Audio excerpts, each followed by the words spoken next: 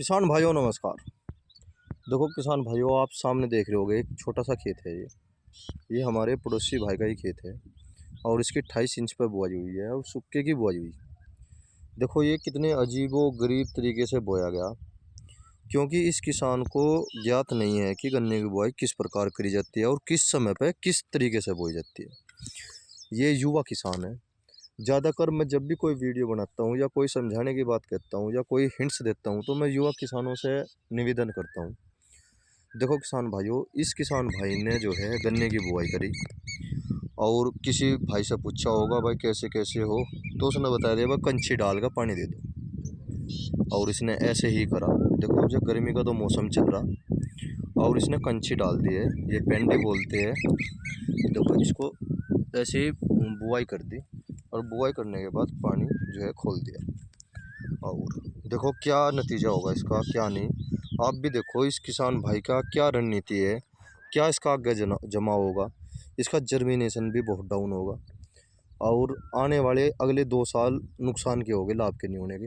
यह तो कोई सी भी विधि नहीं होती गन्ने की, यह तो कोई सी भी विधि नहीं आज तक हमने देखी नहीं, या कौन सी विधि है। और ख़ासकर गर्मी के समय पर तो बिल्कुल भी नहीं। हाँ ठीक है भाई, किसी ने सह फसल खेती कर रहा गेहूं की या सरसों के साथ या प्याज के साथ कोई खेती कर रहा, हो सके वो हल्की मिट्टी करके ही पानी खोल दे, पर इसमें तो मिट्टी नाम की कोई चीज़ ही नहीं। देखो किसान भाइयों, और इसकी यह बहुत बड़ी समस्या है। किसानों के सामने बहुत बड़ी समस्या आ जा, वाह हमने वीडियो तो देख ली और वो वीडियो जो है पूरी नहीं देखी गन्ने की बुआई कैसे होती है। जैसे एक विधि आई थी रिंग पिट विधि। रिंग पिट विधि में किसान भाइयों ये बताया गया अभी वह 150 कुंटल के समथिंग निकल जा। बहुत से किसान भाइयों ने गड्ढे भी करे, मजदूरों को ले ले मशीन के द्वारा, और फिर वे फेल हो गए, फिर वे उन्होंने वो काम छोड़ दिया। अगर उससे सबसे बड़ी समस्या यह होती है किसान भाइयों, हर जगह पे अलग अलग नियम लागू होता है। जैसे हमारे यहाँ पे सख्त ज़मीन है तो यहाँ पे पड़े करके बोने में ही लाभ है।